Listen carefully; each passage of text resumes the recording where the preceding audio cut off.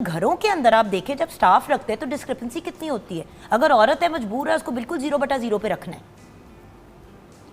मर्द को आप ज्यादा दे देंगे। नहीं देखिए, ये जो हमारे जो डिस्क्रिपेंसीज हैं, डिस्क्रिमिनेशन तो बहुत ज़्यादा पाई जाती है, सिर्फ पाकिस्तान में नहीं, ये जनूबी एशिया में भी पाई जाती है। लेकिन कहने का मकसद ये है कि जो लिविंग वेज है जिसके लिए सारी दुनिया बात कर रही है, और पाकिस्तान में भी हम सिर्फ फोकस पाकिस्तान को करें तो जो हमारा तखमीना है लिविंग वेज का वो 55 से 70 हज़ार तक का बनता है कि एक जो घर में चाहे वो मर्द है या औरत है वो काम करती है तो उसकी वेज इतनी होनी चाहिए। क्योंकि जितनी तेज़ी से महंगाई हुई है 2008 के बाद और फिर कोविड के बाद, और अब जो सिनेरियो बन रहा है उसमें एक ख़ानदान को जिसमें 4 अफराद या 6 अफराद उनका गुजारा करना बहुत मुश्किल है। तो ये तो अभी इसमें रिसर्च ने ये प्रूफ कर दी ये बात। अब बात आती है कि ख़वातीन के साथ क्या होता है, तो ये बहुत सारे ट्रेंड्स आपको भी पता है, हमें भी पता है। अगर हम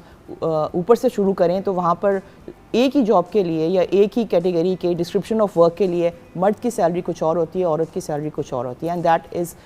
एन एविडेंट फैक्ट जहाँ पे हमें नज़र आता है इदारों के अंदर भी, और उसके बाद अगर हम प्राइवेट सेक्टर में चले जाएं वहाँ पे भी नज़र आता है, और फिर हम घरों में आ जाएं जिसमें प्राइवेट सेक्टर में तो पता चला कि खवातीन एक्सपेक्टिंग है, और अक्सर अगर वो फॉर्मली नहीं आपको बताते तो करते क्या है लोग कि उनको पता चल गया कि शी इज एक्सपेक्टिंग, कहीं अंदर ही किसी के बंदे ने बता दिया साथ के वर्कर ने, तो उनको कोई बहाना बना के नौकरी से निकाल दिया कि भाई हमें अब इनको मैटरनिटी लीव देनी पड़ेगी। अब देखिए, जॉब अपॉर्चुनिटीज़ बहुत ज़्यादा हैं फैक्ट्रीज़ के अंदर। वहाँ पे औरतों को रखने के लिए एक तो उन्होंने एज रखी हुई है कि जी 35 साल से कम खवातीन आए,